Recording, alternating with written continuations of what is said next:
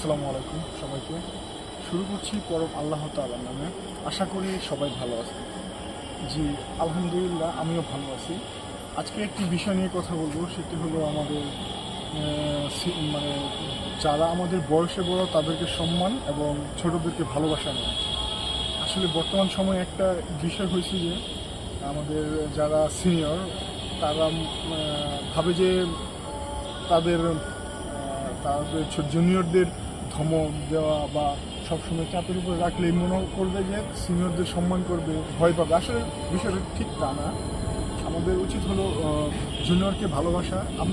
আমি যদি আমার জুনিয়রকে ভালোবাসি তাহলে সে অবশ্যই আমাকে ভালোবাসবে, সম্মান করবে, ভালোবাসবে, সম্মান করবে, শ্রদ্ধা করবে। কিন্তু আমি যদি আমার জুনিয়রকে সবসময় কারণে অকারণে শুধু শুধু প্রেশার ক্রিয়েট করি তাহলে কিন্তু সে আমাকে ভালোবাসবে না, সে আমাকে মন থেকে রেসপেক্ট করবে না। তার পিছনে অবশ্যই তাকে গালি দিবে। আমরা চাই না কাউকে নিজে গালি খাওয়ার জন্য। সো আর হলো সিনিয়রদের কাছে হলো জুনিয়রদের ভালোবাসা, আর জুনিয়রদের কাছে হলো সিনিয়রদের সম্মান করা। সম্মানটা আসলে মন থেকে আসে।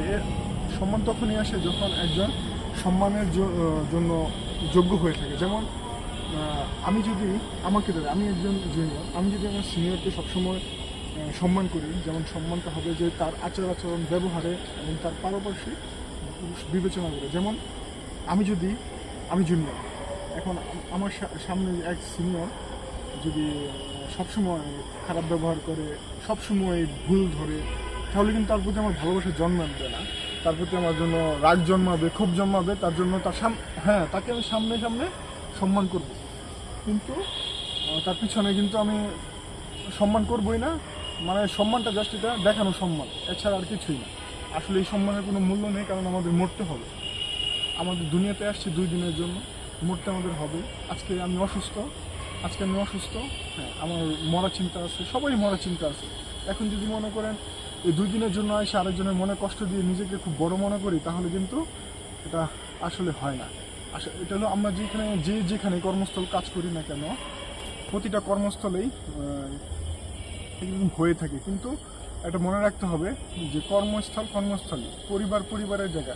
এখন আমি যদি পরিবারের ব্যবহারটা যদি আমি কর্মস্থলে করি তাহলে কিন্তু এটা হবে না। সো কর্মস্থলে থাকতে হবে, সবাই সবার জায়গায় থাকতে হবে এবং সিনিয়রকে সম্মান করতে হবে, জুনিয়রকে ভালোবাসতে হবে।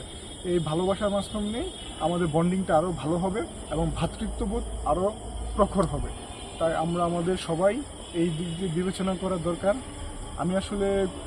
আমি আমার নিজের ব্যক্তিগত লাইফ থেকে বলছি, এটা কোনো কাউকে উদ্দেশ্য করে না আর কাউকে কোনো কিছু করে না। সো এটা আমার পারিবারিক লাইফ বলেন আর ফ্রেন্ডস লাইফ বলে, এর মাধ্যমে আমি বলছি। এটা আমার ডিপার্টমেন্টালের কোনো কিছু না আর কারো কিছু না। সো ভালো থাকবেন, আমার জন্য দোয়া করবেন। আসসালামু আলাইকুম। আমার সাথে একজন আছেন, আমি তাকে দেখাই, হ্যাঁ, এই যে আমার ফ্রেন্ড, আমার বেস্টম্যান।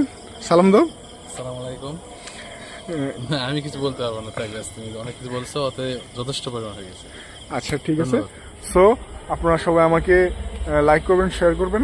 আসসালামু আলাইকুম।